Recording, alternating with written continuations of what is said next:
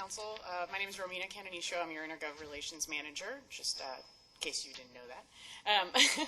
I'm here tonight to start off a discussion, give you a little bit of an update on what's going on with the I-10, with the 303 south of the I-10. About a year ago, Bob here is from MAG. Bob Hazlitt is a senior engineer over at MAG. About a year ago, Bob came to us, to Cato and I, and said, I think that the FHWA may be doing another study in that area. Although we could try to prevent that by being active with the FHWA and giving them an update on everything that we have done with the documentation from the city, everything from the general plan to the public hearings that we've had in determining that alignment. So in the past year, we've been working with MAG and ADOT and FHWA. We've had several meetings looking through those documents. MAG's been there with us the entire time, supportive of our efforts. Everything was submitted from community development engineering to the FHWA with ADOT and MAG at the table. And it came back that FHWA still does need to do studies on alignments in that area. There's a number of reasons why they need to do that, and Bob is going to go through a little bit of that to help you better understand what's happening over there. But I just wanted to make sure that council is up to date on when those are going to happen, when those studies are going to take place, when the public meetings are going to take place, and what areas are being looked at, because it is going to affect our constituency in Goodyear. So I'm going to turn it over to Bob, and please just stop him at any time. A few of you have never even heard the discussion on this before. Some of you have.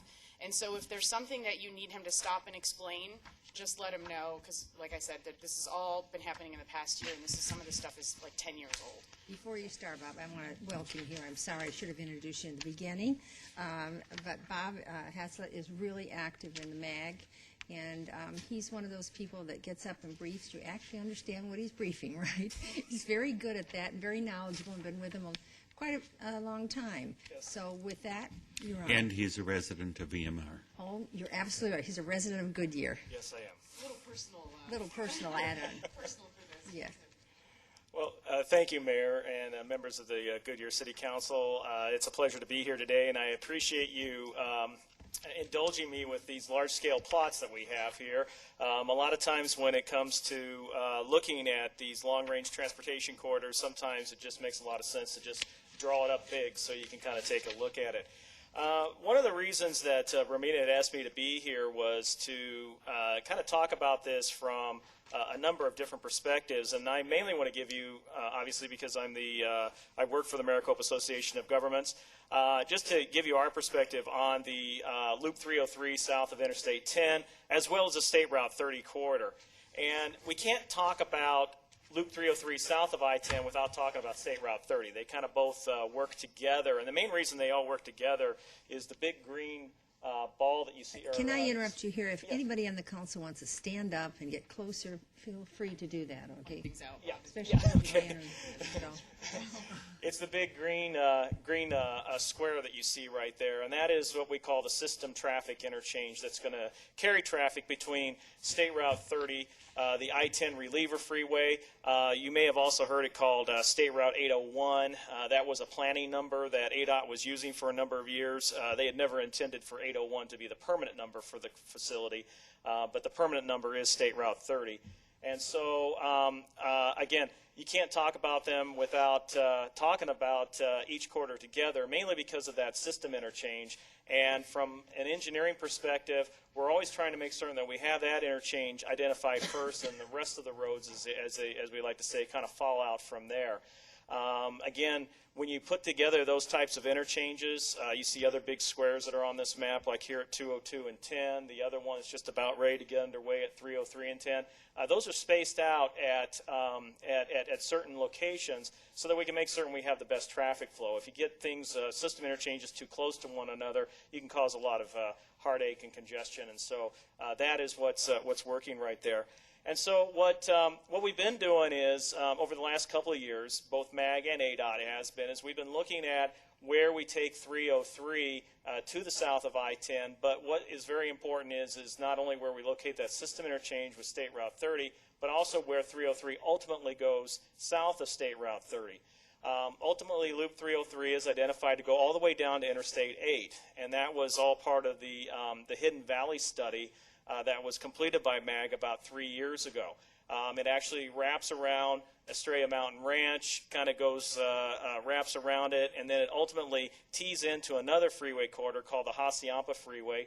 That's also been identified as the future location of Interstate 11, which is way down to the south, almost down to where the Sonoran, or pardon me, the Sonoran National Monument is down to the south.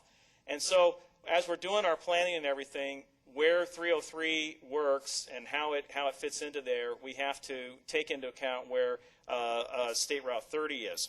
The other thing we also have to do is we have to make certain that we study all the options that are out there. Now, I know that Goodyear has done a number of looking, particularly especially as part of your general plan, to try and make certain that Loop 303 kind of stays out of Estrella Mountain Ranch and kind of goes off to the west there.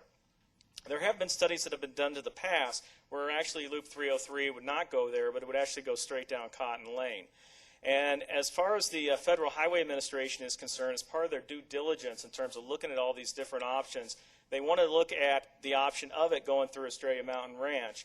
But the idea there is more than likely that it would probably end up dropping out just simply because it's getting awfully close to the mountains. And anytime you get close to the mountains, you get close to a lot of archaeology, you get close to a lot of constructability issues and stuff like that. So you kind of put all those things together, and it makes it very difficult for us to look at that option. But the idea here is that we look at it, we make certain we do our due diligence, and we compare that obviously against the other State Route 30, or pardon me, Loop 303 that you see over there to the west of Estrella Mountain Ranch. And so again, making certain that we do our due diligence, make certain we don't leave any stones unturned, but at the same time too, we know that it's in the city's general plan for it to ultimately end up over there. That has a very strong precedence in terms of where the final location of Loop 303 is. And so, again, that study is going to be carrying forward. Right now, it looks like they're going to be looking at all the different options. They've been doing that for about the last year and a half. They'll probably be going to some kind of a public meeting on it because, again, we have to get public comment in regard on this. It'll probably happen the first or second quarter of next year is what we're thinking, so that they can start to take a look at that. We have made suggestions that when they do hold those public meetings, that not only do they look in the Rainbow Valley area for venues, but also at Estrella Mountain Ranch itself or Australia itself. Actually, just to give you a quick update, we did meet with ADOT staff. Goodyear staff did about 2 weeks ago. I don't know if you've had that. No, yet. I haven't been And part so of that. they've got meetings that they're looking at doing in January is when they're going to start the meetings. Right. That's their target date. They don't have dates set up yet, but they're going to be doing 2 in Estrella and 2 in Rainbow Valley. That's kind of what their guidelines are going to be. Once they do set those dates, they're going to give us plenty of time to be able to post them ourselves and get them out to the citizens. They are working with the Estrella Mountain community to find locations down there so that they can have these meetings. Yes, and I know that I knew that they were looking to try to get things here in January, but I know that they've also been trying to collect all the right information, so that way that when we do go to the residents, that they have all the best possible information, so that they can comment on it as best as possible. So again, looking at Loop 303 in that vernacular, again, that's what we're trying to do as part of these environmental studies. Now, where you see Loop 303 kind of make this angle that's on this particular map, that again is following what is in the Goodyear General Plan. What is quite interesting is that trying to snake it through south of State Route 30 almost down to Elliott Road, that is there is a path that they can go ahead and locate that in there, but it is going to be kind of tight. There are a number of what we call Section 4F properties for wildlife habitats that are in there, but they did figure out how to kind of snake it through there so that they're avoiding the wildlife habitats and making certain that the impacts are kept as much to a minimum as possible, so that they can get that moved around through there. You see also on this map a number of orange lines over in the Buckeye area. Those are the parkway corridors that Buckeye is starting to work with and continue their planning on. Perryville Road, for example, and then how it kind of S-curves over to Tut Hill Road, Southern Avenue. All of those corridors are being looked at in the town of Buckeye, and I know Buckeye is doing whatever they can to plan for State Route 30 so that they can make certain that that particular facility is moving along. Just to kind of give you an idea, State Route 30 as a freeway from Loop 202 over to Loop 303, that was in the funded part of the Regional Transportation Plan, but as many of you may have known with the kind of the fundamental structural deficit we had in sales tax collection, we've had to defer projects. This section of State Route 30 was deferred beyond the 2026 horizon, which is when the Prop 400 sales tax sunsets. However, we are encouraging ADOT to go ahead and do all of the environmental work on this and to get this environmental work possible because there has been some possibility of it maybe going to what we call a PPP, a public-private partnership type of opportunity, so that the corridor might be constructed sooner rather than later. There hasn't been any full proposals been made on PPP yet because most of those proposals don't happen until you have an environmentally clear document on that. And so, again, that's where State Route 30 fits into the equation. Again, Loop 303 south of Interstate 10 down to State Route 30, that was also deferred as part of what we had to do. However, we are always looking at ways, because that's the first segment out. We want to try and figure out how to bring that segment back in as soon as possible so that we can do that. We know that there's a number of opportunities down there, especially around Elwood Street near Cotton Lane. But we'd like to try and get that corridor back in place as soon as we possibly can.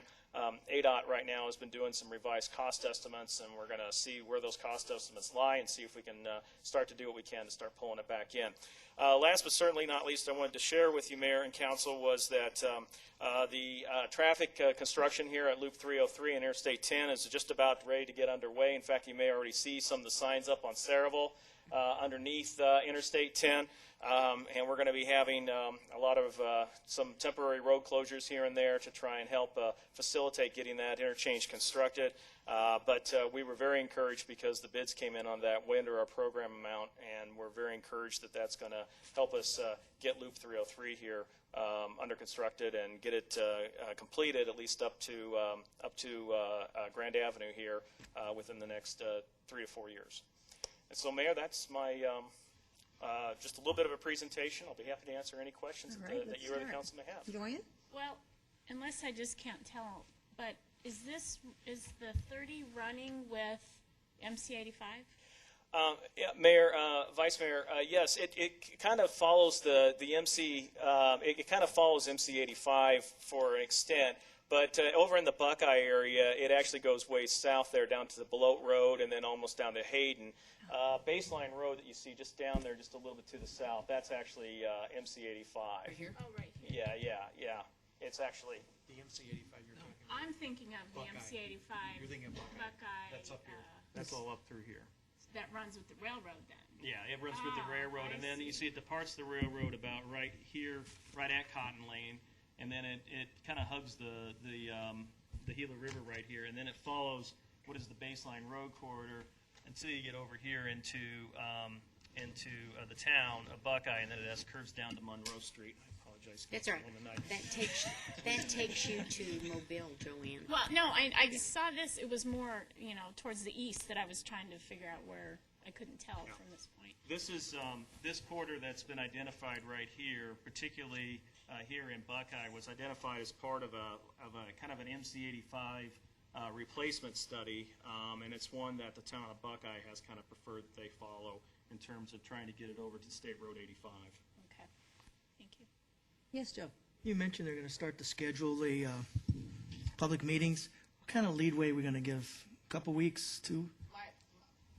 I suggested that they give us at least 30 days. I don't know that we'll get 30 days.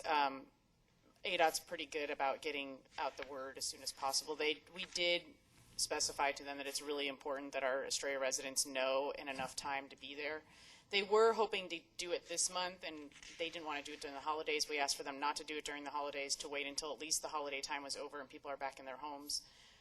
So they're looking at the first quarter, January, February timeframe. Will they have any 3D replicas, on what it's going to look like from elevation standpoint? So when they have the meetings, the residents can kind of get a feel of what they see, what they won't see. What we were told, and Bob can go into details on how this is going to work, but what we were told is at this point, ADOT is really looking at areas. They're not looking at they're not going down to the level where they're going to look at an actual alignment, like a street alignment. What they're doing is they're looking at areas of which they're going to be studying.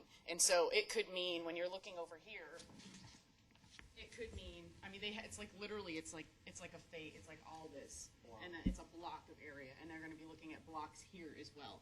And so it's not going to get down to the detail that we even have in our general plan, or that even MAG has set up over here. It's just an overview of the areas of which they're going to be considering. So I assume when they get down to the ground level, then they'll have some type of 3D rendering, and so they'll see basically with our home what they're going to see of the.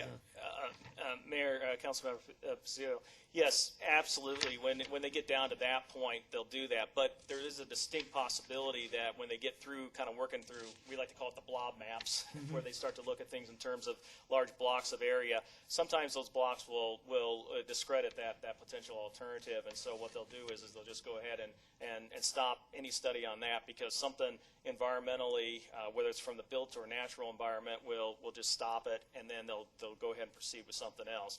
Ultimately, they do get down to the point of, this is where the center line is, these are the homes that are impacted, or these are the properties that are impacted. But at this particular point in time, they're not at that point in the study yet. Speaking of the stack, it seems to me I heard in MAG, I remember them saying that they would have some kind of photos that would show from, say, the people in Pebble Creek, of how that one section, how they would view the stack from their backyards and over the wall. And Mayor, you're talking about up here at Loop 303 right, and I-10. right. I believe that information is already posted on valleyfreeways.com. I believe that's the ADOT clearinghouse All right, for all great. that. I believe it should still all be on have there. we put that in print anywhere, like in the In Focus or anything like that? So, Yes, we will. okay, thank you. I do want to add one thing before we move on. I think what's important for them to understand is a couple of the issues that the ADOT is looking at, which is the crossing of the river. Right. That's something they're going to discuss with the Estrella residents, is why they feel maybe that the alignment that we have chosen is more expensive than, for instance, the Cotton Lane alignment, because they have to cross the river. And then the other piece is the actual funding and what we're talking about years-wise for that portion of the 303 that's south of the 30. Two excellent points. Say we were to just take Loop 303 and just have it go ahead and cross the Cotton Lane, the crossing of the Gila River right there is a lot shorter than where you see it right over there, where you see where the interchange of MC85 and then also there at Elliott Road. The Gila River it's really running its own natural course right there, and it hasn't really been completely channelized or anything like that. And so as a result of that, your structures are going to be a lot longer through there. And so when it comes down to cost considerations and stuff like that, that's one of the other reasons that they have to go back and at least take a look at the Cotton Lane consideration, is that those structural lengths are going to be a lot longer. Now, in terms of construction horizon and when this is going to happen, anything on Loop 303 south of State Route 30, that has always been a long-range illustrative corridor type of project as far as the regional transportation plan is concerned. Even if we go back to when Prop 400 was passed, all that was really identified in the regional transportation plan was corridor preservation or right-of-way preservation.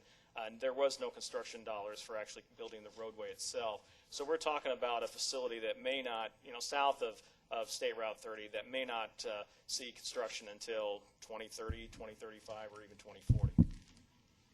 Yes, Sherry. And we met, and you were very helpful, so I don't have too many questions. But just to clarify, so it's funded or could be funded in 2026 with the new money up to here. Correct. And that current one, is that bend in the road right here? Thank you.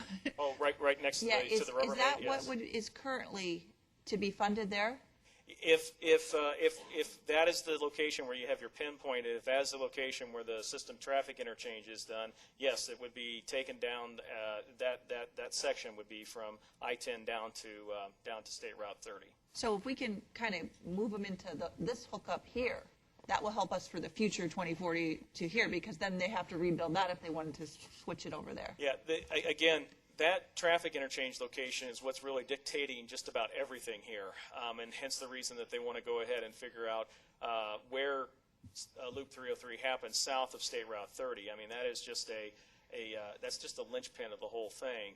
And so, again, you have to look at 303 to the south. You want to make certain that you've done your due diligence, that you've made certain that you've looked at everything environmentally, that you've gotten everything in the right location so that when you go ahead and construct that traffic interchange, it's in the right location. Rebuilding a system traffic interchange is really not on anyone's desire list. That costs a lot of money. And so the point is let's get that point identified. Let's get it in the right spot. And so what you were saying is from this traffic interchange to the 202 is what's looking at a private-public partnership. But this way west, that's same as us down here, it's just kind of like out there? Or? It's a long-term one, but at the same time, too, they are looking at getting the environmental clearance on that section as well, that if the public-private partnership wanted to consider all the way from Loop 202 to State Road 85, that potential is certainly available. I think, Councilmember Lawrence, it's probably safe to say that the 303 from I-10 to the 30, that stretch right there, that's in the horizon, and then we would probably work on this stretch from the 202 to the 303 before we would even ever go down to Estrella or even that stretch of it. That goes, right. or that goes. And as you can see, that's all good. Those are all Goodyear. I mean, with the stretch of the 30, what you've got here is these are huge Goodyear impacts. So the freeway system is going to impact Goodyear, I think, the most. Okay. Any other questions? I have 2 questions. Yes. Where does 30 go? From here to here? Yes, That's ma'am. it? Yes. So why didn't they do a parkway? Well, we looked at a lot of cheaper. different options. We did look at a parkway option for the I-10 reliever, and every time we would run it through our traffic models and we looked at the travel demand for that quarter, it kept begging freeway. The volumes on this in a 2035 situation on State Route 30 range anywhere from about 110 to about 200,000 cars a day.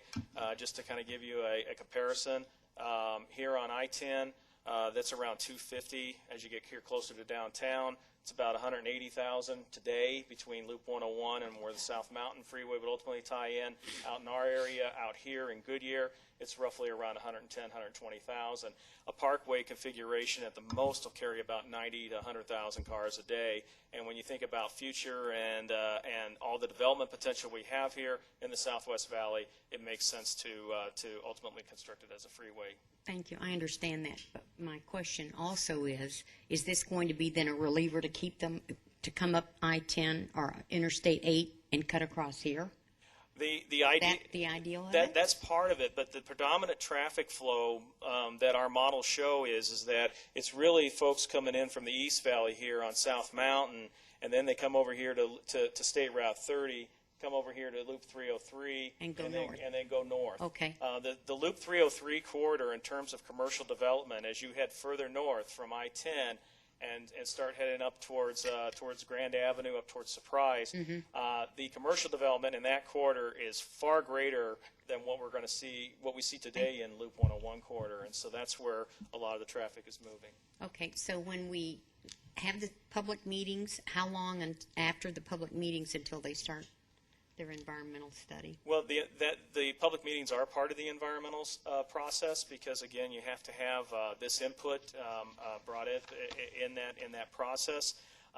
6 months, a year, yeah, 2 years? it would be roughly about another year to 18 months afterward that they would have some kind of a decision on what to do with that system interchange and then ultimately Loop 303. Okay, we would like to know when those public meetings are going to be held so we can go to them.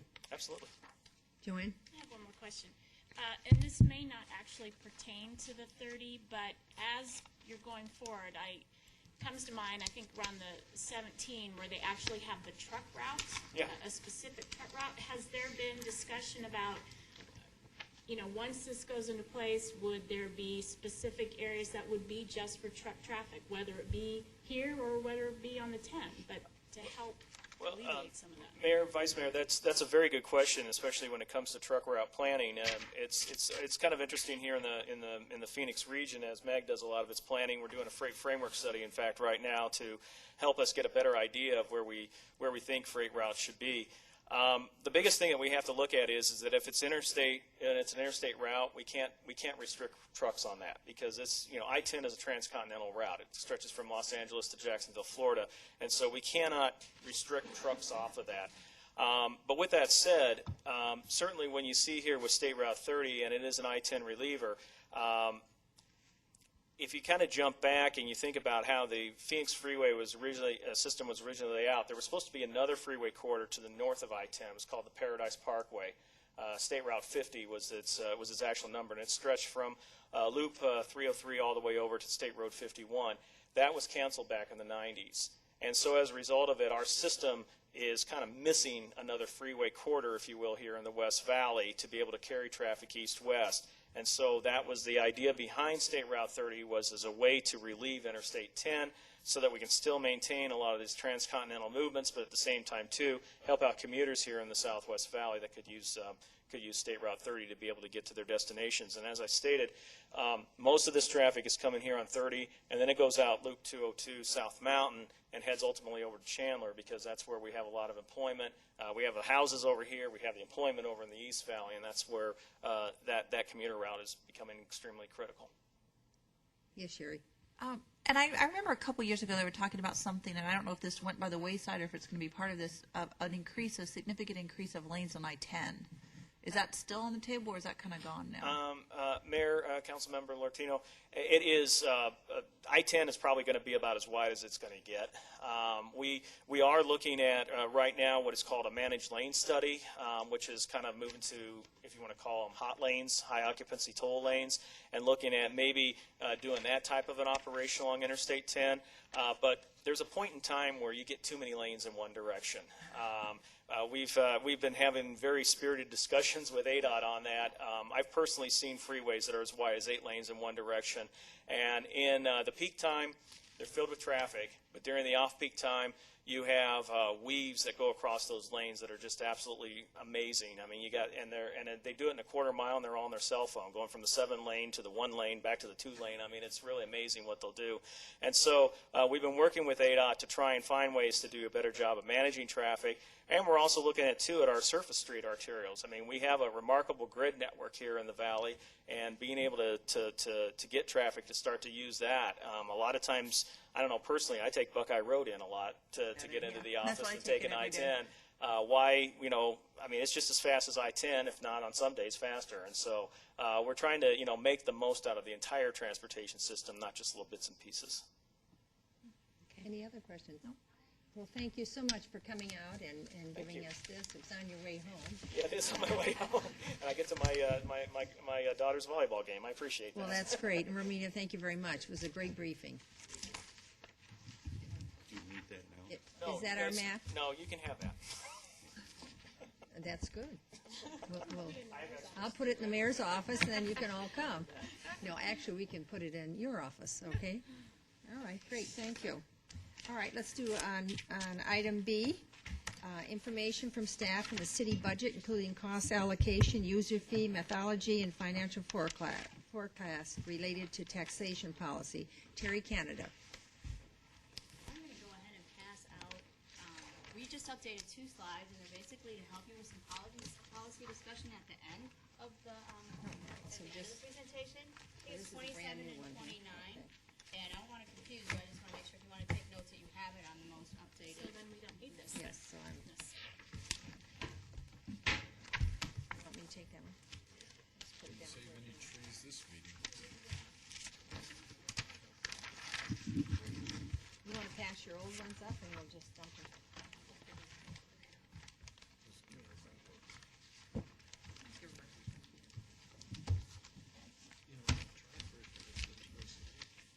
Exactly.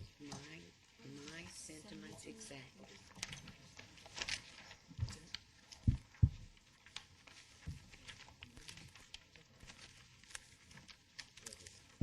Then they would ask they ask for a public meeting request or public records request. They'll confiscate your flash drives. That's fine, it's in the book.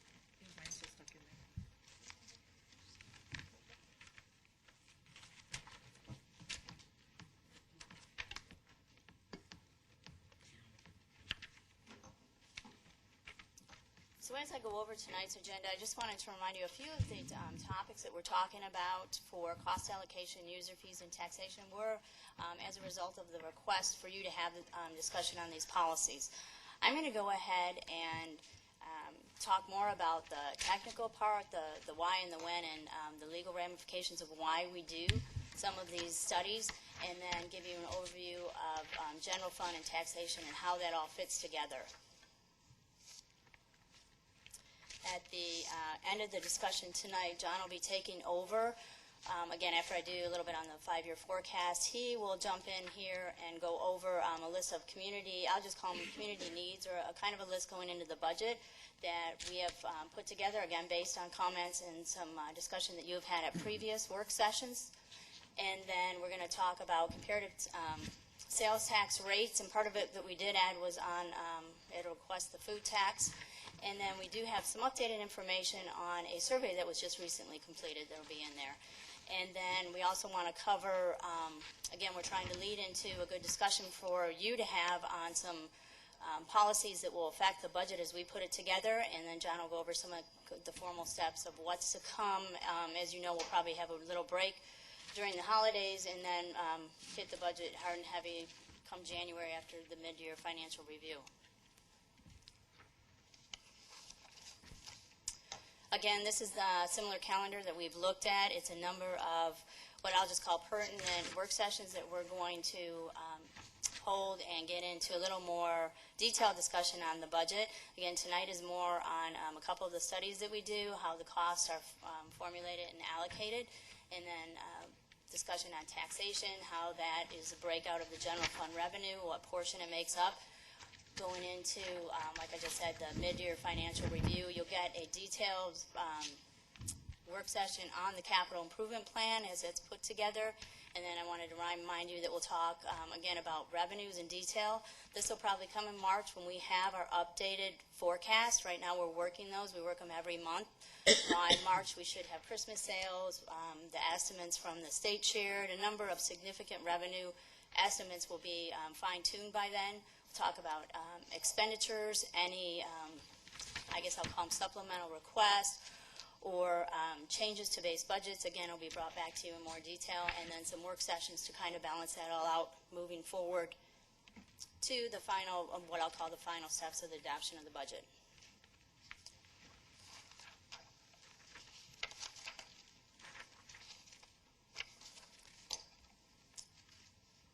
And feel free as we go through this, a lot of it, like I said, is technical in nature. If you have questions, feel free to stop me and ask.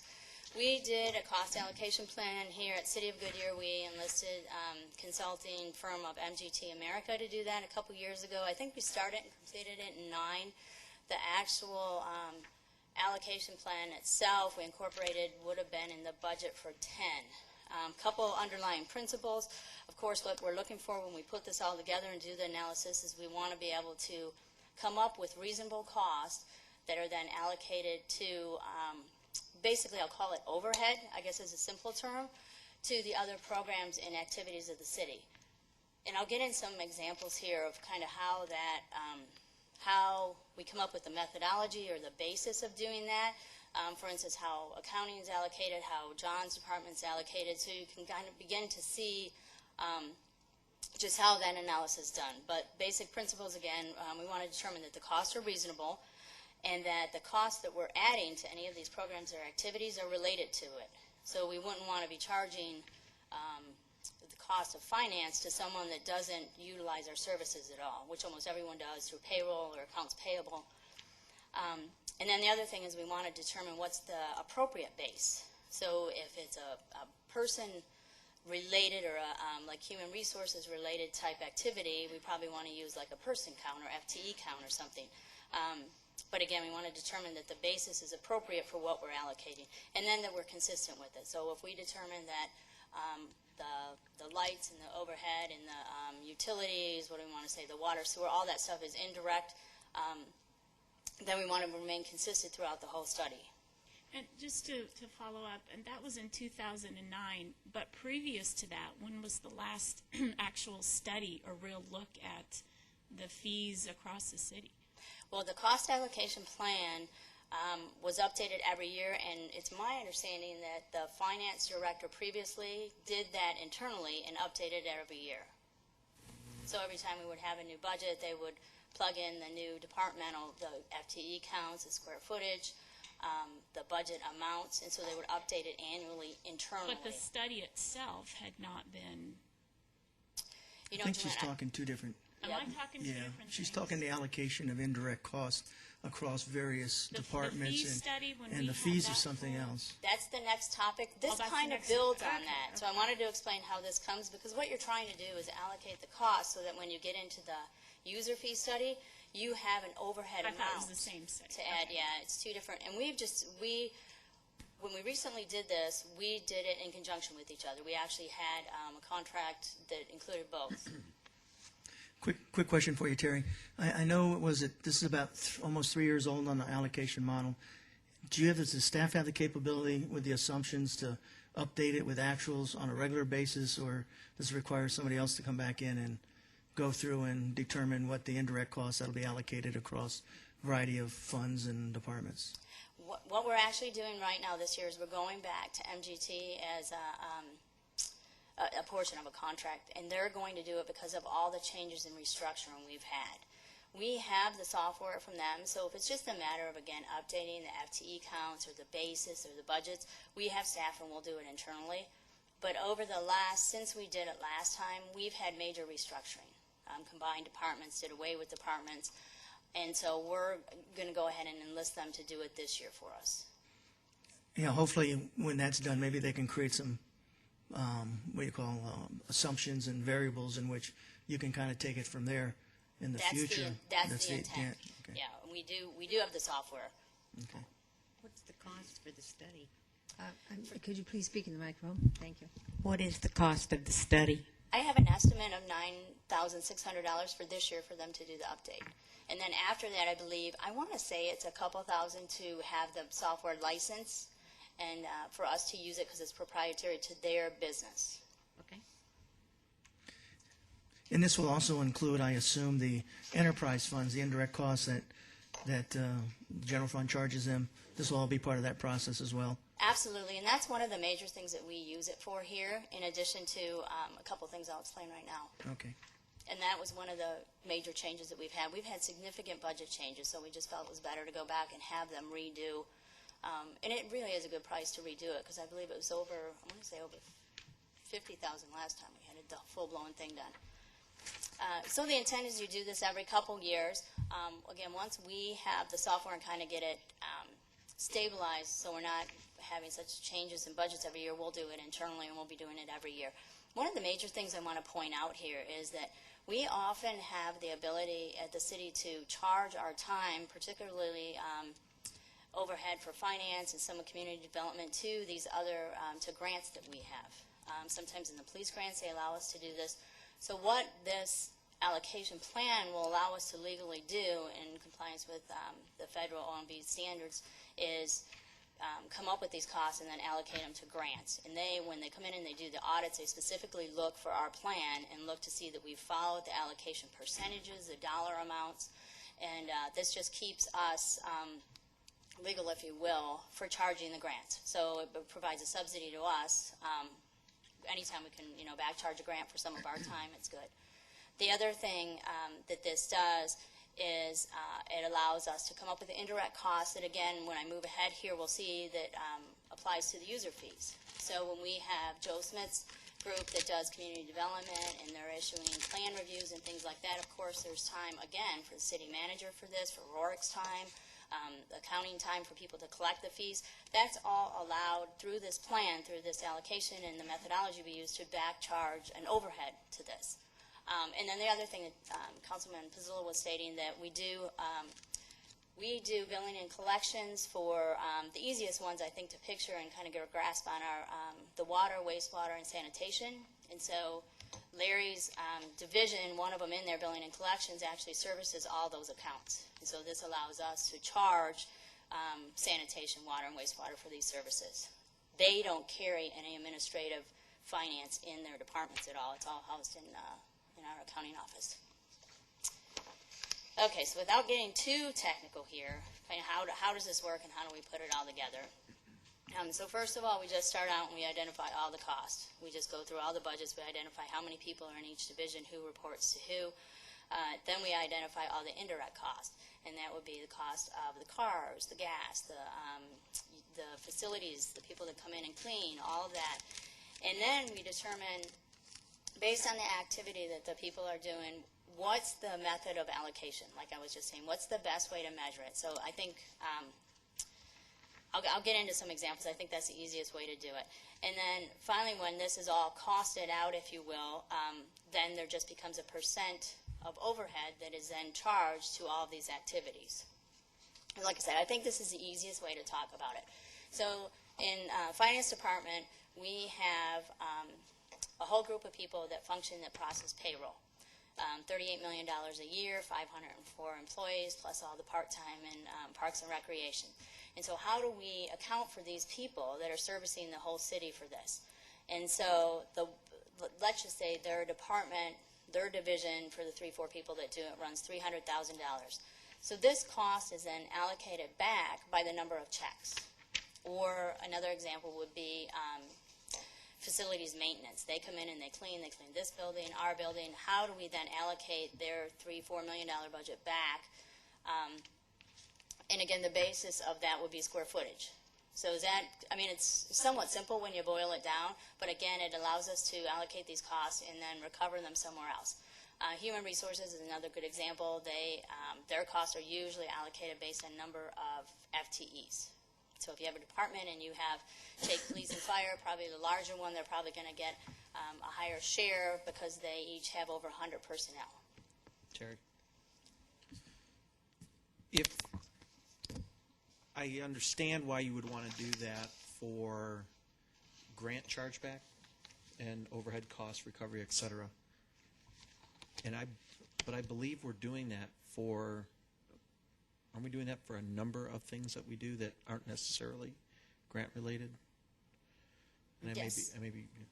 Yes, and the idea is that you do the plan, you come up with the calculation, and you apply it where it can be applied.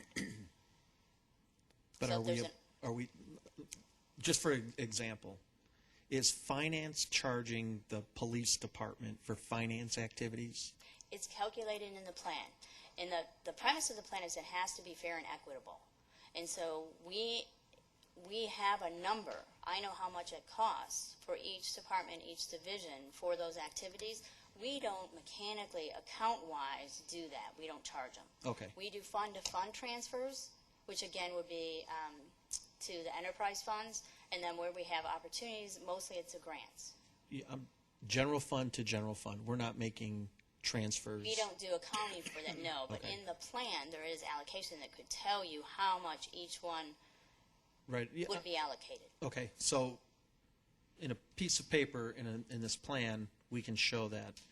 But day-to-day activity, efficiency, someone's not managing a line item to move fictitious, I'm not going to say fictitious money, but I'm saying budget money from one account to another in the general fund. We're not doing that. No, we don't do that here, no. Not to say you couldn't, but you, And I'm not suggesting it. we don't do that. And Okay. again, it just, it's fund to fund, it doesn't really matter, but inter-fund it matters, Right. like I said, for the enterprise funds. Okay, so, moving on, like I said, with now you've determined what your allocation is. We'll again just call it overhead. I think that's the easiest way and kind of how we've arrived at that. Now we took that plan and we applied those costs to the user fee. So now I'm going to kind of go through how we built the user fee study. Again, we used the same consultant. It ran after the cost allocation plan. We just went from one to the other. The fees were adopted in May 2010 with the budget. And the important thing here is that this probably was a year-long process. We came up with, I don't want to say came up with, but we analyzed over 300 fees for, I think it's eight or nine departments, and I'll get into that. What we ended up doing at the council level through a work session and then through, I believe it's a resolution and ordinance, is adopting the fee recovery policies.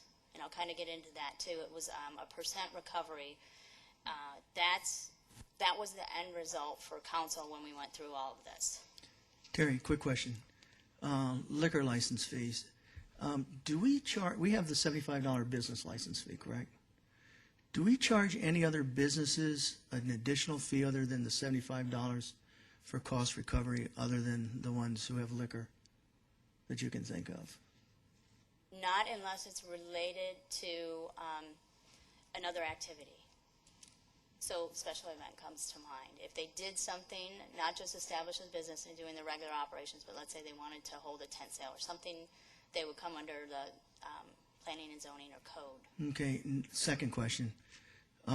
When it comes to the cost allocation for the liquor license renewal fee, did we use any of the, I guess, the additional sales tax? You know, we charge a standard 2.5, the additional 1.5 in determining what the cost user fee should be for that particular fee? No. Okay. And I'll just kind of jump ahead and answer this question because you asked it. There were a few new fees that were established. Two different things went on. We did time and effort studies, and so how long does it actually take someone to process something or go out and do a building inspection, plus all their overhead, their car, their truck, their uniform, all that went into calculating the fee. The other thing, in a number of them, particularly ones that are maybe market sensitive, Parks and Recs comes to mind. If the kids can play in a different neighborhood location, city, then we kind of want to be competitive. And so some of the fees are not only time and effort costed out, but also marketability. What does the neighbor charge? No, I understand that. The only point I'm getting on the liquor license fees are some areas, say for example, alarm ordinance. Obviously, we've got some issues with a lot of false alarms, costs associated, and we haven't, I don't think, and correct me if I'm wrong, charged fees for alarm companies that probably recover the cost for all those false alarms. I suspect that's not in our alarm fee. And I guess the point I'm getting at, and again, this is just me personally, when it comes to the liquor license, we collect an additional 1.5% above what we do the others. And I don't know what we collect on a liquor license. I'm guessing 50, 60,000. I don't know. Do you have an idea? The additional is about 40. I think Okay, the about base fee 40,000. was about 15,000, and then we added another 40 when we did the renewal, I think is what Okay, it's called. with the renewals, okay. And I guess the point I'm driving home, not that, first of all, I realize there's other cities that charge the same thing. I realize Buckeye charges, I realize Avondale charges, I realize Glendale charges. But I also realize that we have, and again, I also realize that our restaurant sales tax has been in effect for 20 years, so it's nothing new. But I also realize that we're getting another 1.5 above and beyond the 2.5 we already get. And that's why I was asking, from a liquor license, if it's $40,000, and I realize that nobody's actually moving on that. $635. That's not my point. My point is, from a fairness standpoint, we're already getting a 1.5 above what we get everybody else in that category. That's my point. Has nothing to do with the 635. It has to do with the fairness on the fee, just to throw it out. That's all. That's why I was asking a specific question. Did we consider, when we were setting that fee, the additional 1.5% we were collecting? No, they were independent. Mayor, I know we talked about this when we reduced the eliminated the fire inspection fee, that there is a fee for inspecting hazardous materials businesses. Automotive, things like that. Actually, I think it's higher classes of hazard that require that. Automotive was high too. Yeah, that required. I think there's a step thing, but I think getting to Councilman Pizzillo's question is, we incur a great deal of time inspecting those places above and beyond the jewelry shop, and the fee made sense in that respect. So, I think to get to what Councilman Pizzillo was talking about is the fee. In this case for liquor, we're already there. It's not. There's no extra effort on our behalf to do it. Is that kind of what you're driving at, Joe? Well, sort of. What I'm driving at is we're getting already a little bit more standard for it. It should cover the cost of $635 is my gut feeling. It's not the $635. They're paying another 1.5% than anybody else that we're collecting, and that's my point. or restaurants. It costs money to have a liquor license. It costs money in training. It costs the establishment money, and it costs the city money to provide safety resources for people that sell liquor. I'm sure if you ask the police chief, is there a higher calls for service at a liquor store? And I know what you're going to ask me. And you're going to tell me that shoplifting has the highest calls for service, and I'm guessing, but I don't know that for a fact. But, well, Chief's out there, he can probably tell us. However, though, when you think about back to they want the percent higher for restaurants and bars, which I agree with you is I don't like that figure. It's not the business that's paying that tax. It's the consumer. It's not the actual business, but the business is paying their liquor license because that's the thing they want to be into, and that's sales continue to rise and revenues. It's nothing to do with sale. What I'm saying is well, it doesn't seem like the consumer is actually worried about that fee or that extra 1.5% that we have charged for 20 years, and that is a significant. When you get down to the revenues and you look at where we get our money from, that is a significant amount of money that goes into this budget. Don't disagree that the fee's been there for 20 years. What I'm saying is the 1.5% above that we collect should be enough to cover $40,000 that we're getting for charging a business that we typically don't charge other businesses for, where we're getting additional money. I realize who's paying it. Cost recovery. That's just my point. Yeah, cost and that recovery. 1.5% should go into the cost recovery. What are the fees for liquor license for other of our neighboring cities for the liquor license? That's the same. I think it was comparable, and that's where we came up with the dollar But they amount. don't It's charge 4%. They all have the 4%. lower. They don't charge 4% for Yeah, I remember when we saw that other chart with our They don't charge restaurant. 4% for their Well, I think it was. This is just a neighboring city. I remember we got that about a year ago. We got the full statewide, and we were like number 2 on restaurant sales. So I see where you're coming from. I agree. Just a point. And Councilman Pizzillo, if I have another chart here that kind of will help you go through the process flow of what you determine of who should subsidize and when, and if you choose to subsidize and not do a fee, how it kind of plays out in the rest of the general fund revenue and taxation.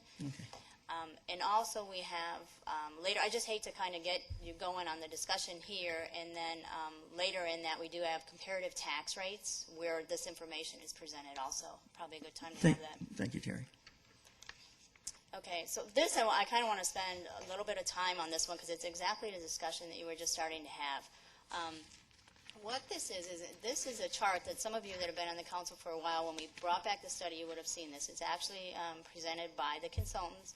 So this is something that's done nationwide. It's not specific to local government or Goodyear in general at all. It's a very generic process chart on how you recover your fees and who should pay for what service. So let's just walk through the taxes versus fees and talk about the policy. The easy example is patrol. And so we have patrol services. Everyone in the city is entitled to those services. You call 911, you get in a wreck, you shoplift, you're entitled to patrol services. That I think everyone would agree is a community benefit. It is generally always funded or supported through taxation, which I'll get into later about how much of the general fund is, 70% of it is through taxation.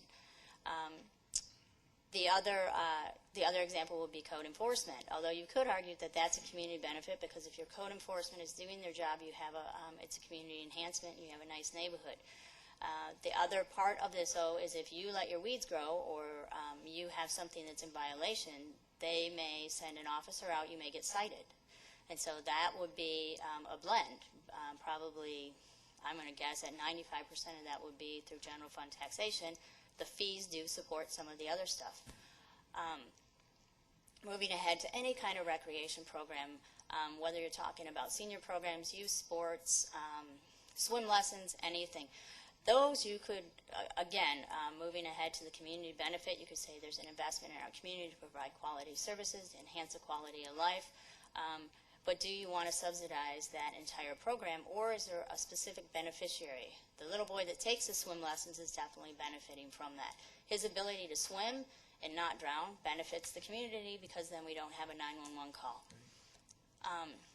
The development services is probably the most direct example of a user fee. Someone comes in and they want a tenant improvement. That really is benefiting them solely. There are a number of engineering fees. Someone comes in and wants to do a subdivision, a plot review. Again, it's solely for the beneficiary of that company, if you will, or that individual that's trying to develop. And so as you follow this grid, it kind of begins to help you spur the conversation, really, who should pay for what? And then, again, is a policy decision. The other example I wanted to bring out, because we've had a good discussion on this, when we went through the user fee study, we came up with, I'll call them fire inspection fees for businesses. In fact, we were just talking about them. What's the level of inspection that went into a 10,000 square foot building versus somebody that had multi-levels, hazmat material, and how do we justify that charge? Is it really a community benefit or is it an individual benefit? Well, when the study came back and we had the recommendation, we had tiered fees for, and I'm just going to say based on level of effort for these certain type of inspections. That went through in the recommendations and was later rescinded. And we are not charging tier fees anymore because the belief of the council was that that was a community benefit. And so if you pass the inspections and you provided less hazard for the whole community, that should be subsidized through general fund taxation, if you will. So are there any questions on kind of how that process works? Again, this was right from the study and the recommendation that came through. We looked at these areas. I'll break out Parks and Recs a little more and give you a better explanation there because it was a tiered approach there. Most everything with development, it was recommended at policy that growth pays for growth, and it's at the policy recovery level right now is at full. I will tell you that based on counts, activity, construction being slow, it's not always collecting at full. But that is the policy recovery level. And then you can see fire prevention, the 84%, that's what we were talking about on the inspections, and we no longer, there is not a tiered charge for that. Terry, I have a question for our city manager. Where it says planning and engineering, it's full recovery, how is that going to play out with the Bill 1525? We are taking a look at that right now, and it will play out adequately once we get the numbers in sync. And I think we may have to make some changes, but we still have time to do that. Okay, thank you. Whoops. Sorry. Can you go back to that? Mm-hmm.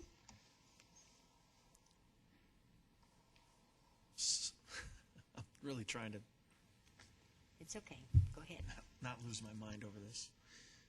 So you're saying that the entire cost of the entire engineering department is fully funded with cost recovery? With fees. What it's saying is when we finalized the study and we came back with the recommended fees, the council policy at the time was to set the fees and collect to recover 100% on the activities that generated revenue.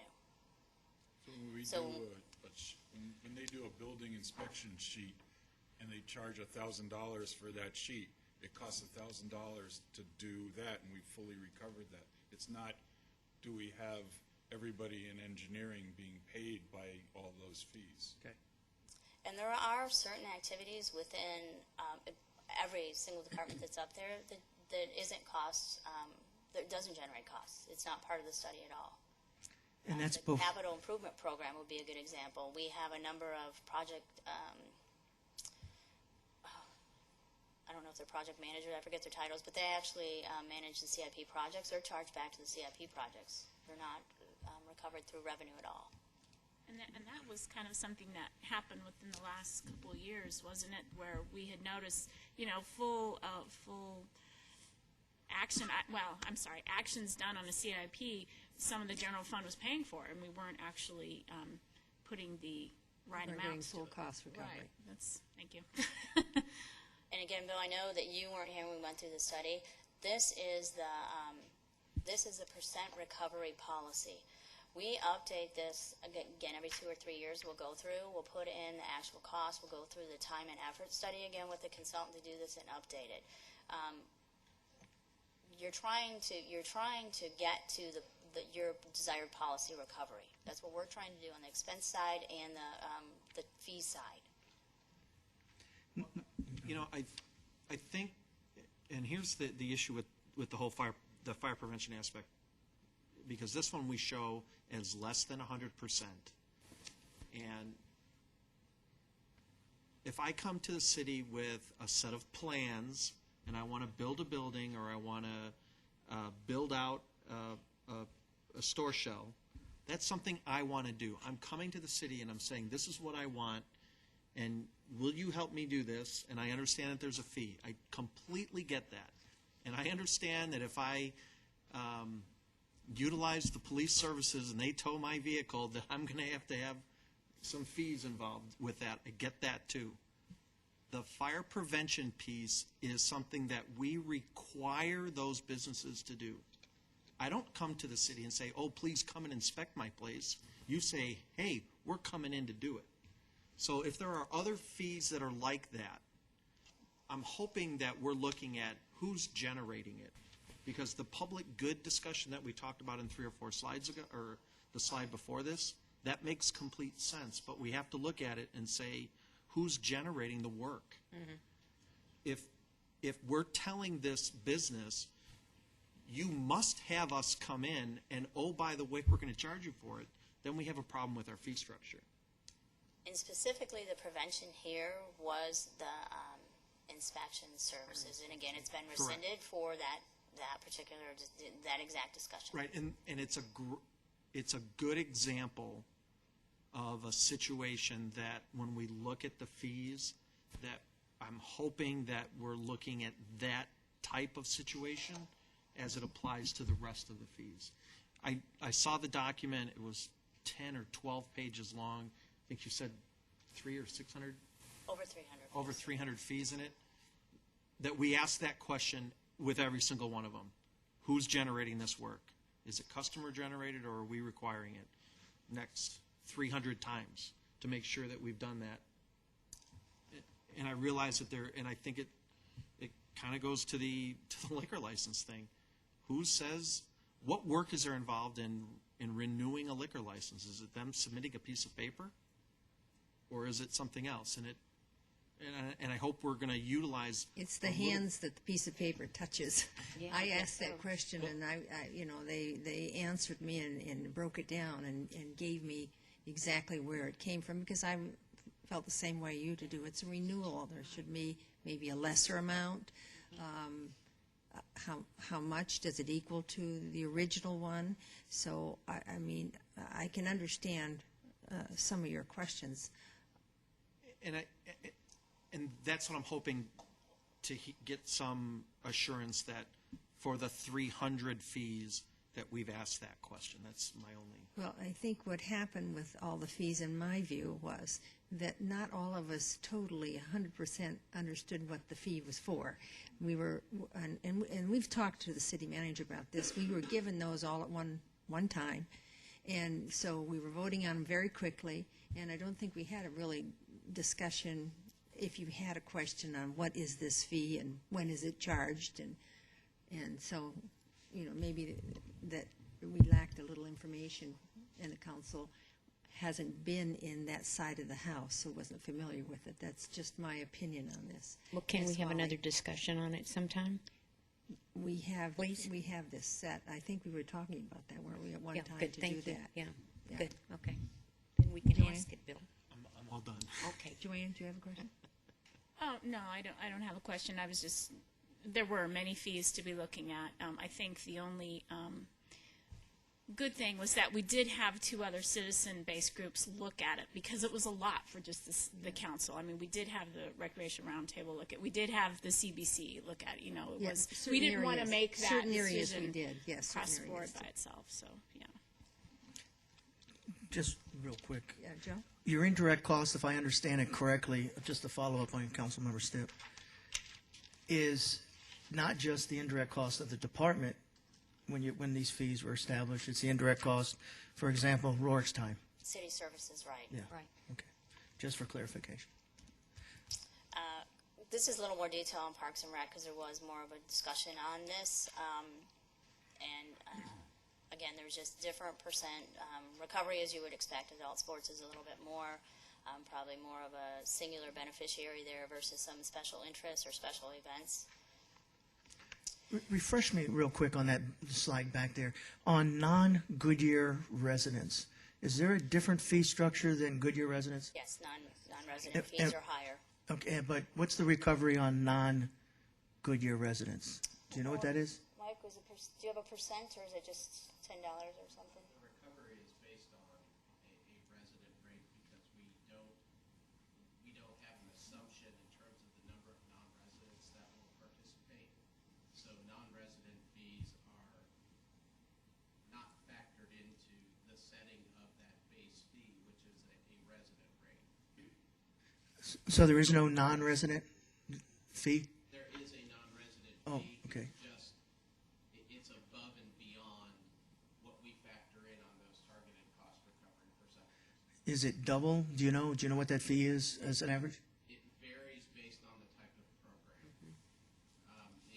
For example, if you want, I can come up there. Why don't you come up Yeah. to the table and make it so much better?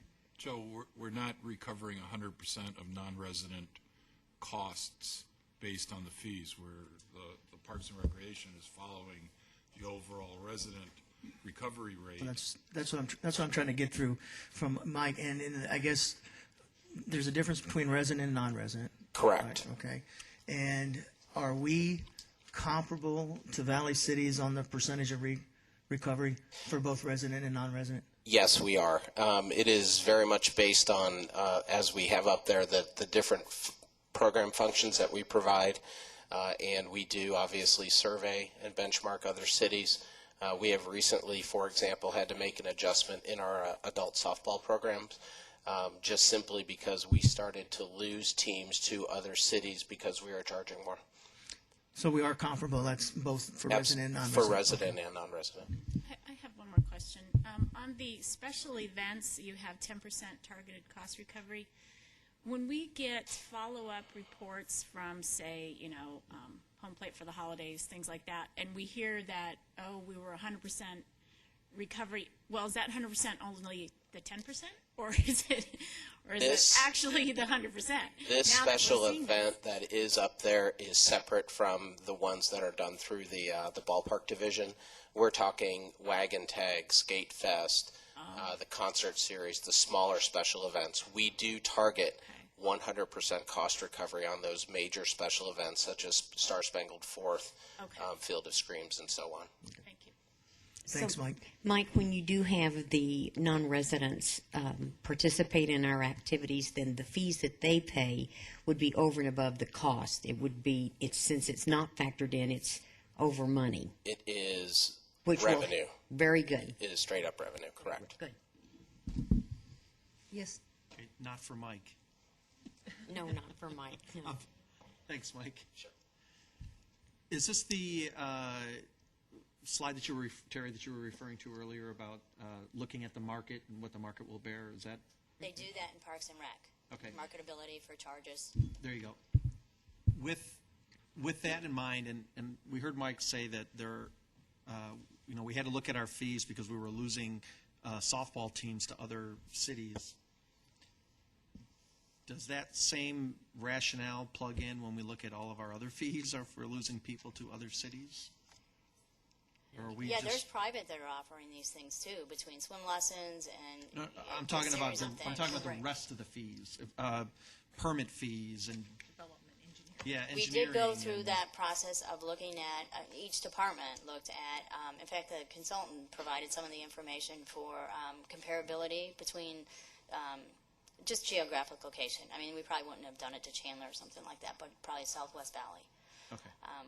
they don't, Yeah, they and it don't just impacts pick a all of number out of the, say, okay, I want to charge that, and, No, I we get need that. this much money in basis for the general fund, so we're going to add a little bit more percentage to that. But if we were calculating it based strictly on overhead costs and factoring all that in, and then we come up with, okay, that fee should be $100, and then we start looking around and say, well, Avondale only charges 50, and Buckeye charges 75, and Peoria charges, then even if our $100 is right on for 100% cost recovery, we're not marketable.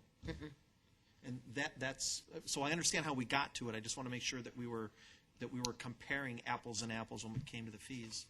And I realize that this is revenue for us. I get that, but I think we need to. I'm hoping that we're marketable in our fees. And a lot of times we see these charts, and the very last one you got shows that sometimes we are the top dog when it comes to collecting revenue, but not on the dollars, on the percents. I don't think you do, Terry. I don't think y'all, once the fees are set, I don't think you go back through, after 6 months and say, well, we're not having these folks apply for this permit, so we need to lower it. I don't think we do that as a city. I know that Mike's group does. I know for Well, sure you for that don't count Parks and Rec it's because more, they're an entity all to themselves, and we they know can that. shop for services. Yeah. As far as engineering and community development, And plans and when we went through the study, we're in the ballpark. And if you can think, I'm going to kind of go back to that grid slide again, because if you can think that all the jurisdictions are made up with the same base of revenue. And so going into this, if you decide to lower a % recovery for one area, you're going to have to subsidize it through taxation. And so the equation, again, it's a policy decision to do, but you're going to find that most of the neighboring jurisdictions are going to go back to the direct benefit. If someone comes in and they're receiving a direct benefit, then they're going to get a user fee versus a community-wide benefit, which would be subsidized through taxation or general fund revenues. so the answer is no. We don't go back and shop Thanks. them. Yeah, Right. okay. We would when we did the study. Okay. As Councilman Osborne was stating, we did do some public involvement here through the various groups, a roundtable group, community development. They have a monthly meeting. And then, of course, it was part of the CBC presentation. So with that being said, kind of to give you a background on how we develop overhead, what it's used for, and then how that applies to the user fees. We were hoping to have the discussion on policy here, but I also want to, again, I just want to leave you with this chart as you begin to have the discussion on particular fees, that you kind of go through the decision-making process here of really who's the beneficiary, and if we're going to not charge 100% of a user fee, or we're going to pick a different percent of it, then realizing that it's going to have to come from a different revenue source for general fund, which in the budget situation that we're in right now, we're very tight. It could mean that you're prioritizing programs.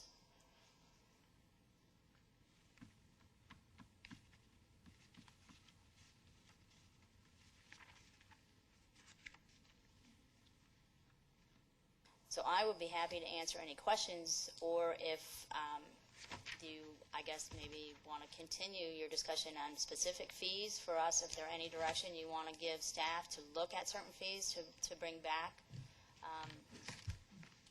What we're Do you hoping think it might be a better conversation if you bring the fees and they can look at it? I don't know, to take tonight, pull one out, Yeah. dissect it, and the overall. I mean, I think it's very noble when you start talking like this, and you talk about, well, I don't want to charge a citizen this, and I don't want to charge a citizen that. But when you isolate it to certain fees without looking at the overall picture, I'm not sure. That's a little difficult, though, Madam Mayor, because we'd have 300 fees before you. I know. That's why we're looking here at the philosophical, okay, what should the coverage be? And then that can be applied to the fee. We can do it either way. Yes. Could we break it out? Like one day we look at development, one day we look at engineering, and just kind of break it out? Because that would break down 300. One day we look at Parks and Rec. Because it sounds like Parks and Rec shouldn't be compared to developmental anyway, so maybe if we kind of parse them out a little bit more and look at that subsection. We can certainly try that. For me. Joe? I'll just reiterate from my and again, probably don't have the support, but I think the 1.5% of the 4% we check for restaurants should be in consideration when we set a renewal fee. I just think it's a fairness issue from my perspective. It's not a money issue. I get back to what Councilmember Stipp had mentioned, who's paying for it. And I think even though you're right, it's a gross receipts tax. So when you think about it, you're saying that the citizens are paying, you're right, because it's passed through. But if you truly look at a privilege tax in Arizona is a tax on business. They just happen to pass it through. It's not a true sales tax, which is a tax on the end user. So it's a tax on business. So they're paying an additional 1.5, even if they pass it through, that I think it should go towards any renewal. If it was the same rate, because everybody else charges it, I wouldn't have a problem with it. But we have a different rate, and I realize the rate's been on for 20 years, and I realize everybody else charges it. I just think from a fairness, since we're getting a 1.5 more, we should consider it when we set those renewal rates. That's just what I feel. Thank you. I guess I'll bring up, there's only one that I would like to revisit and see what makes the most sense, and that's actually the fee that we charge for, and this is business and private residents, and it's for the alarms, your security alarms. I think we charge $10, and yet the amount that with false alarms and things like that, I just think that we should look at it. I don't know that anything will change, but I really think that we need to have that one specifically looked Now at. you're saying we don't have the cost recovery on that? Oh, I know that we don't have the cost I recovery on that. I just wanted to No, I know clarify that for those that are listening. No, so. I know that. Madam but Mayor. I just think that's something Yes. we should look at. Madam Mayor, Vice Mayor Osborne, we're scheduled to hold a council discussion on that in January because there's very, very, very, very, very, very, very, very, very, very poor cost recovery on that. That was a lot of berries. Yes. One of our worst programs. It would rank in the bottom 5% of what we do as a city. So are the fees coming back? Within Well, sections? those, Sections, how are we leaving this? I'm sorry. I really don't.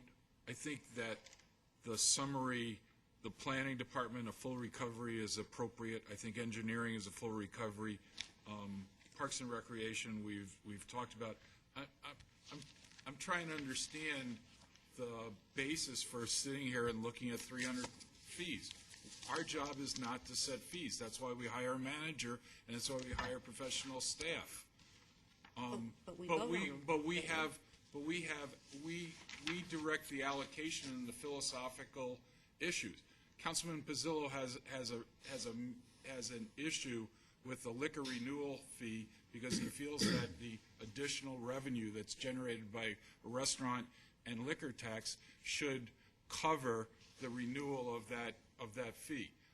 I think that's a valid thing to discuss. But some of the other questions is you are trying to micromanage the city. And I'm sorry, that is wrong.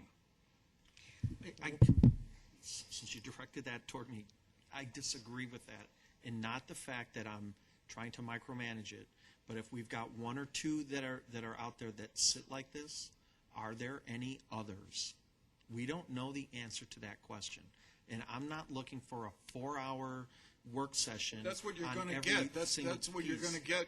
If you start going into each individual fee, you're going to get a 1-hour discussion on each individual fee.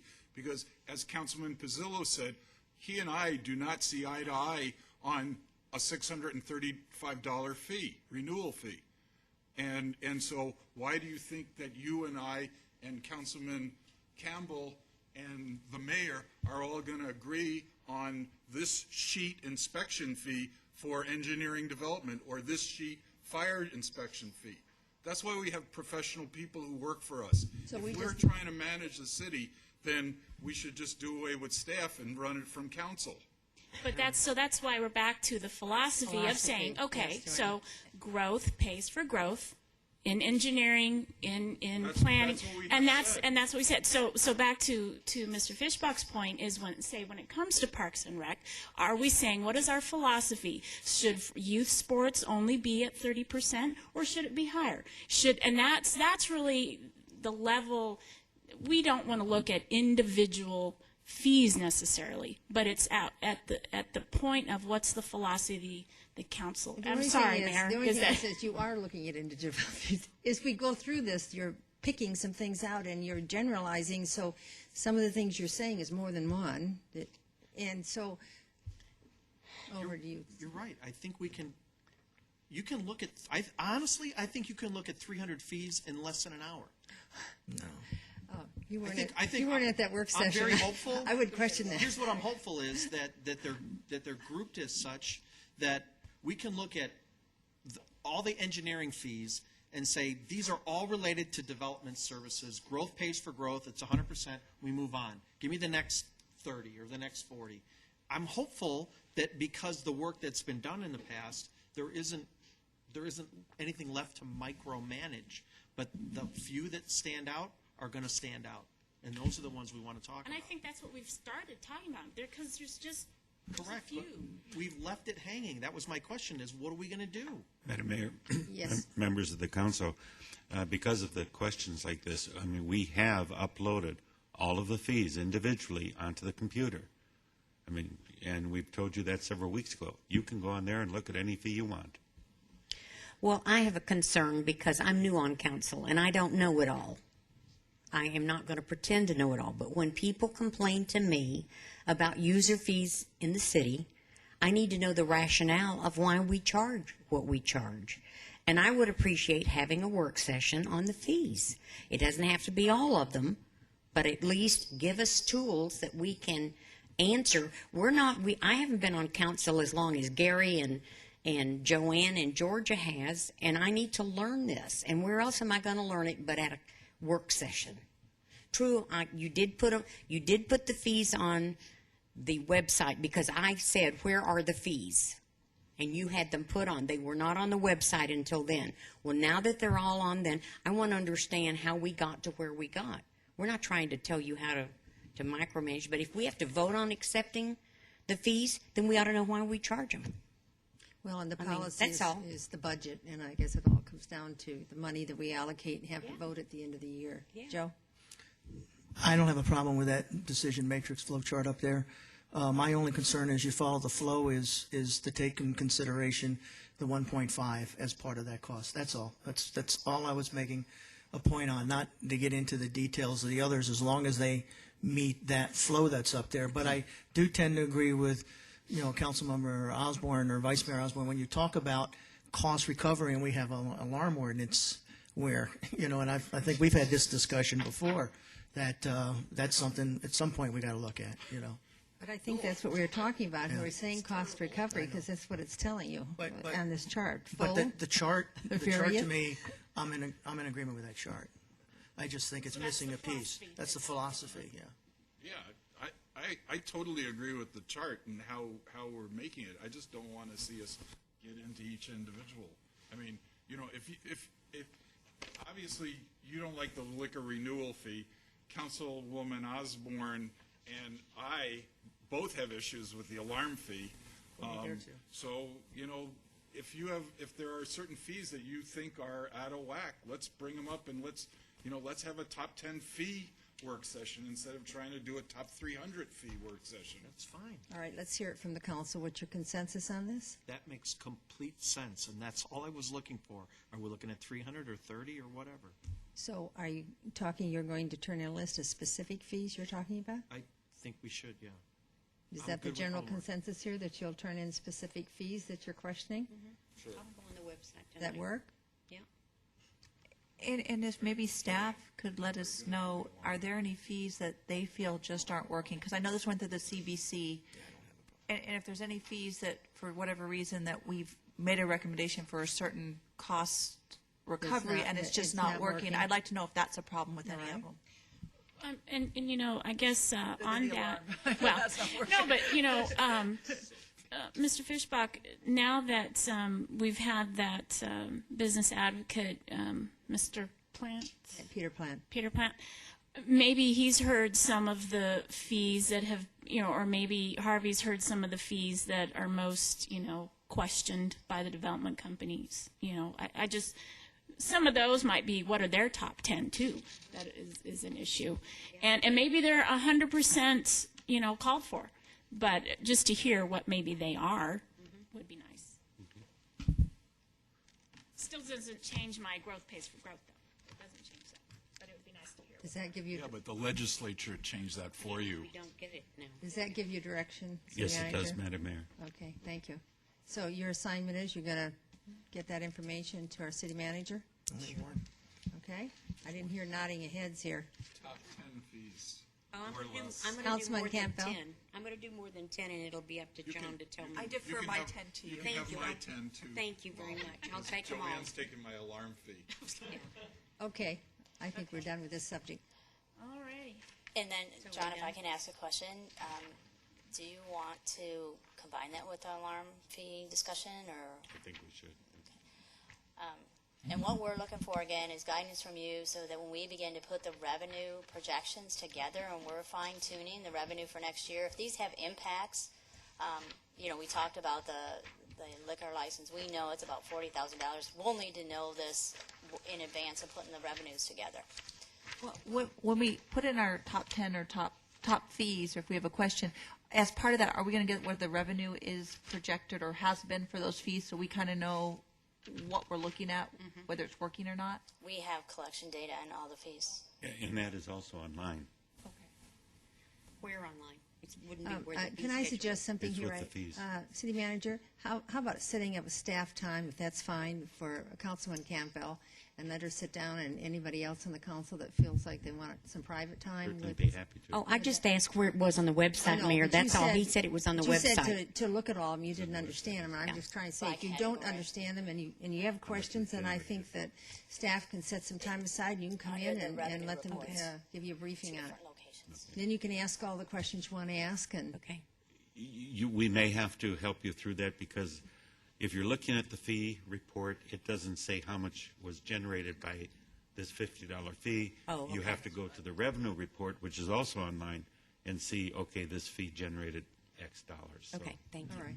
Yeah, we will be more than glad to Okay. help out with All that. right. Okay, so speaking of general fund, this is, discussion is based on general fund, what makes up the revenues that come in, and specifically talking about the sales tax. We're going to get into categories, how much we collect, the rates, and comparative analysis. But again, we're just focusing mainly on sales tax here. This is history. We've shown this before. Just want to go back. You're all aware of the Model City Tax Code. It was adopted in 1987. The idea of that was to somewhat make it simpler for merchants and folks that are paying the taxes to have some standardization so that you didn't go to a different city and have a different rate everywhere in the whole state. Couple other dates, 95 they did 94, I'm sorry, 95 did the tier taxation. 2004 you had a tax policy task force that recommended a number of changes. A lot of those have been in effect for since that time. We had a good discussion in 2009. At that point, we did have a structural deficit, increased the sales tax, had a number of other changes that are up there. 2012 budget, we did a reduction for, it's called food for home consumption. That is still in the process. I believe it takes effect January. And then that's slated to go through in next year's budget too. It's included in the forecast that we've been presenting. And at the time in 9, when we did a number of changes, council had requested to review this again in 12. And so here we are doing that now. So just want to talk a little bit about, again, we bring in about 60+ million, 62 million in general fund. So you can see here, 70% of that comes from taxes. 4% development related, those are those user fees we were talking about. That's supposed to come in and get permits, plan reviews, things like that. State shared revenue is another good chunk. It's 20%. That is based, again, on, I'll just call them formula allocations, somewhat based on population and origin of sales. That's 20%. Moving down to some detail, I hope you can read this, but of the 70% or the 43 million that comes in from taxes, 33 million of that is from sales tax. And so that's what we're going to focus in on tonight. Just wanted to share the magnitude of that. We're going to get into the volatility of that, how it fluctuates, how we rely on it. It's 54% of that total of the 70%. So when you start to do the math, you can see it's pretty significant. And it does go to support all the general fund operations.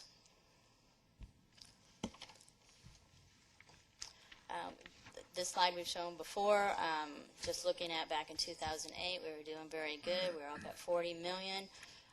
Hit the recession, went down about 10 million. A lot of this is construction sales tax.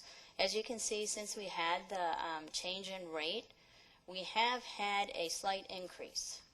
Although our base rate is growing very slow, the rate increase has helped, obviously, the collections in that category over the last couple years.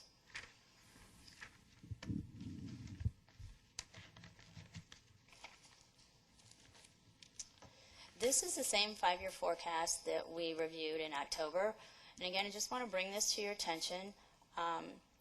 We were not balanced out in the budget, so this is just a tool to look forward to kind of identify some gaps that we may have, or in this case, in 15, we are assuming that the mall comes in, and so it does break loose a little bit.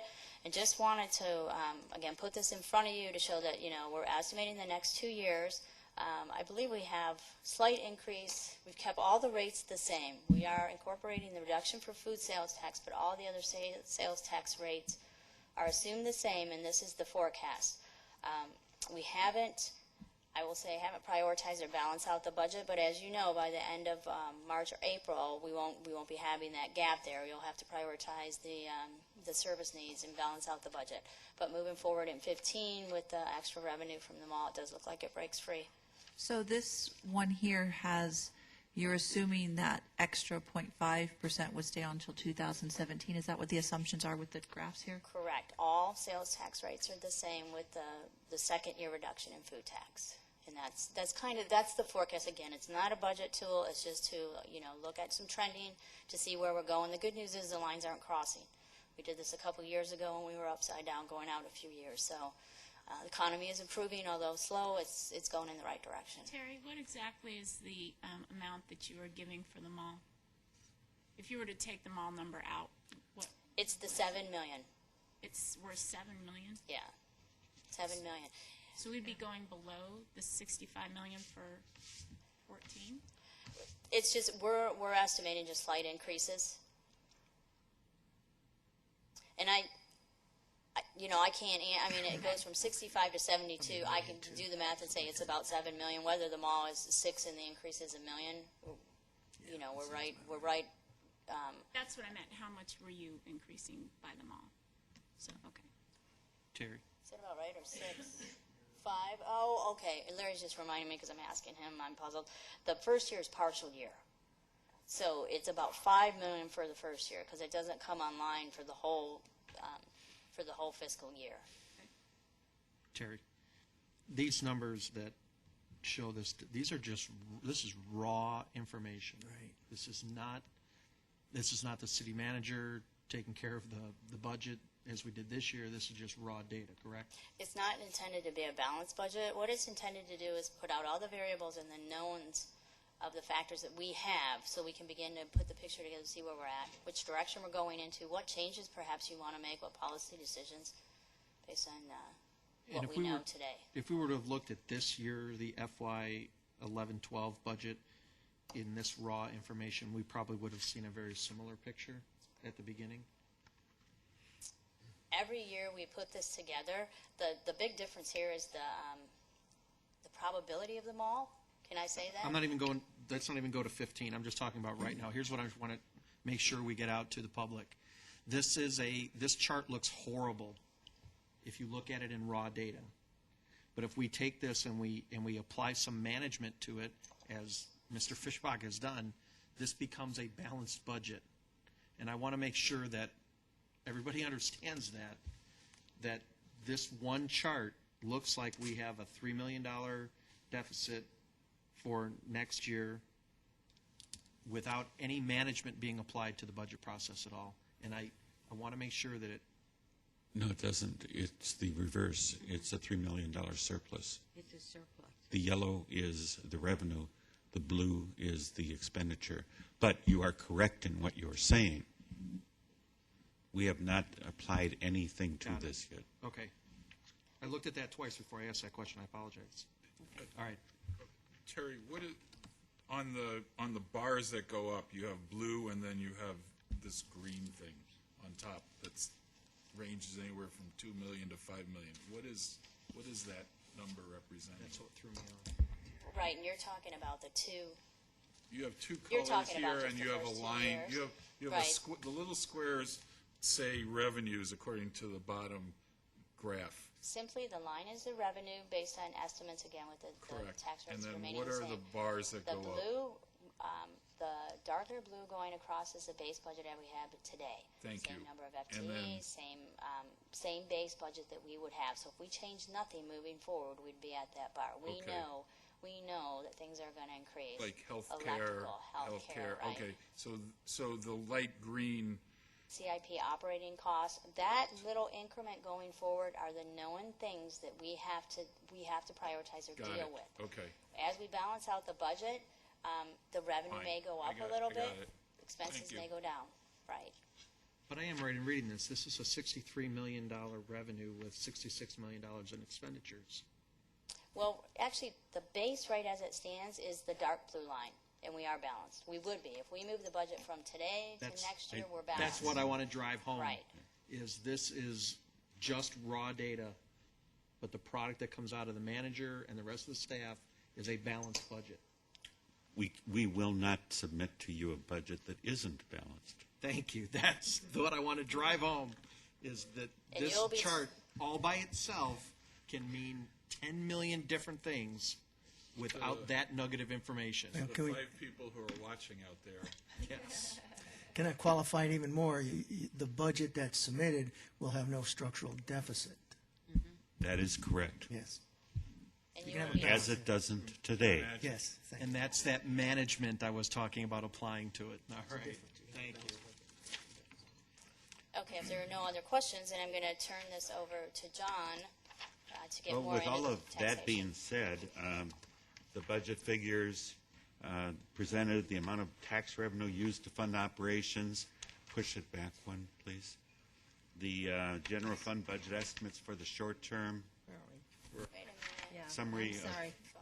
potential considerations. Sorry, hang on. Close your eyes. Summary potential, that was supposed to be the next one. There, thank you. 26. Given all of that, these are some of the initiatives that we have discussed in the past and that we are going to be continuing to discuss for the future and that we're going to be looking at as part of this year's budget preparation. While these will be discussed in detail during March and April with the Council, with refined revenue and expenditure estimates, we wanted to get a beginning tonight just to mention them and see where they are. Infrastructure questions, utilities, roads, et cetera, some of which can relate to the employment centers in the city. Those are some things that we've all talked about, whether it's the Bullard Avenue creation or what, but as an incentive for economic development. Higher education initiative. We have a scheduled work session in January for that, and that will discuss how much, if any, do we need to subsidize that effort. A library, the question of how much of a library should we be considering for building? Should we consider building a library? We're working with several individuals on the possibility of doing a 10,000 square foot library, and so we'll have more numbers on that. The city center, which is something, of course, that is very much in the eyes of everyone. We have said previously that the assessed values don't look like we will be able to be in a position to undertake a city center of the type that we were talking about until at least 2017 or 2018. Community gathering spaces, parks, gardens, community centers, et cetera. Many of those things are items that the council members have expressed individual interest in seeing us do something about. Saving fund balance for future PIC debt service. Joe's talked about this, setting up a sinking fund that we can put monies into to remove some of the shock in 2017 when the debt payment goes up. A compensation program. Change in compensation structure, step levels. Employee increases. Addressing of compression issues in much of our pay plan. potential excellence award for top performers, something that we've just been discussing the last few weeks about not calling it a bonus, but calling it an excellence award or something as an alternative. Restoration of suspended benefits. The many benefits that we have suspended over the past few years are there, and many of the employees have differing needs and differing desires for some of those to be reinstated. And then finally, the increased allocation to maintenance and replacement funds in the streets and fleet and IT, so that we can get back to fully operating. For example, I've mentioned this previously in our training budgets alone. Our training budget has gone from $1.6 million to last year where we spent $273,000. And it's starting to show. I mean, it is unfortunate when you can't train the employees adequately. Next slide, please. This shows you... Can we go back to the Certainly. summary? One of the things I would really like to suggest is that all of council have monthly meetings, a once-a-month meeting with the city manager, and maybe at your next monthly meeting, you look at this slide and rank these things. This is a high priority for me, a medium priority, a low priority, so that we give John individual input into what is, instead of trying to, we all think a library is great. Well, when you're sitting down with him, is a library more important than the higher education center, or is it more important than training? And you need to rank these things. And I think that would be really helpful give John some initial direction in where we want to go. We've done that in the past. I'm not sure the last time we did it, but I think it's a good idea. I think it's a great idea. I'll make sure to send out a form to all of you. Let me just make sure I have consensus. Hello, would you just look this way and come in? I think it's a good idea. I agree, but can you, which would be helpful when we have our one-on-one, could somehow, I don't know how you would survey the employees, but the part where it was suspended benefits. Is there a way from the suspended benefits, things they've given up, that you can get a priority from them? Whether it's tuition reimbursement. Can you get us a priority? I'd be curious just to see what that is from that perspective. Certainly, even listing them separately as an amount will help. But yes, but so we can get a flavor for, if it was tuition reimbursement, or, how do they value those things? It would be helpful. Yeah, and different employee groups will obviously value different benefits differently. Yes, but if you could, and if you broke them by groups, I just trying to get a feel for what it is, because obviously you can't do all of it. When you So don't want to approve something that they don't care about. Right, as much that's as- correct. Yeah.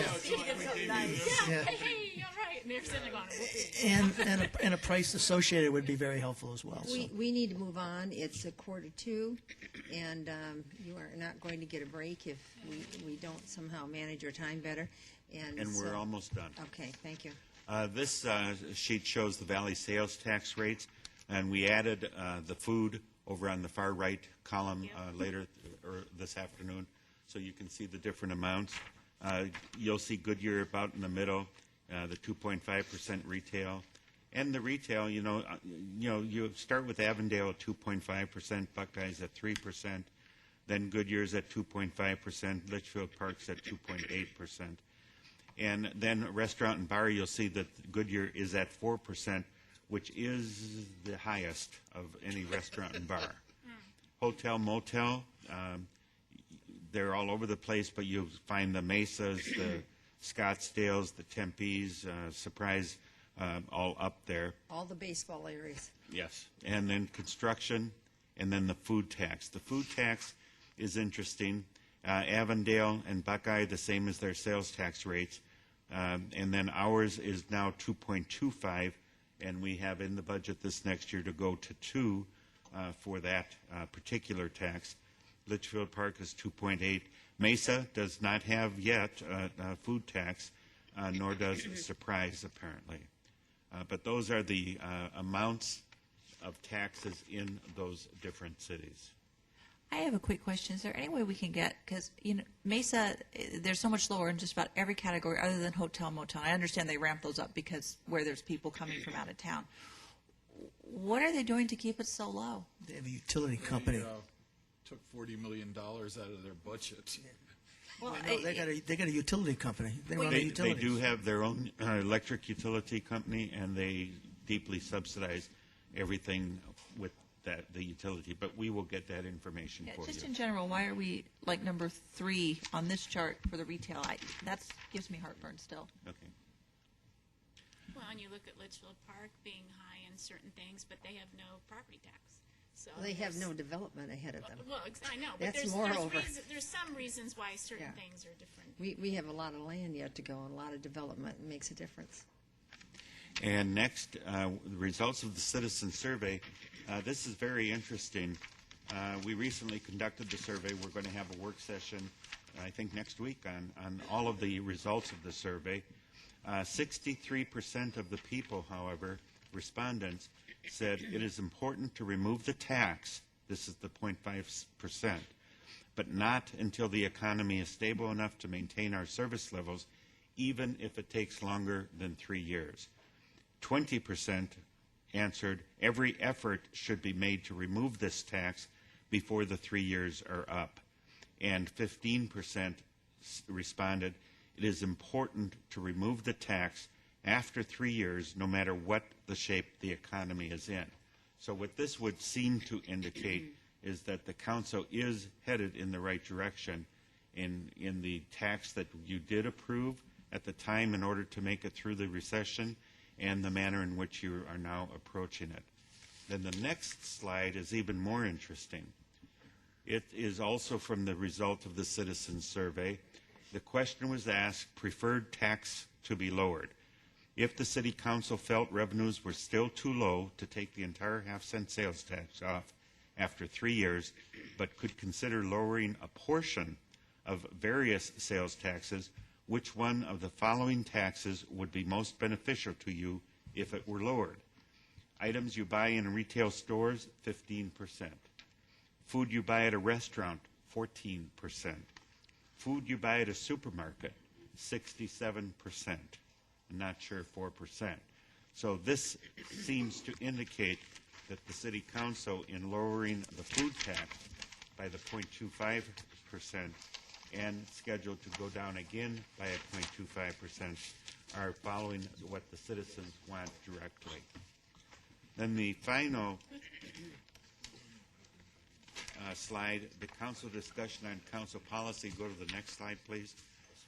The next steps that we have, the steps to come, are the mid-year financial review, capital improvement plan review, fiscal year 13 revenue projections, fiscal year 13 expenditure projections, budget sessions, and the present draft budget.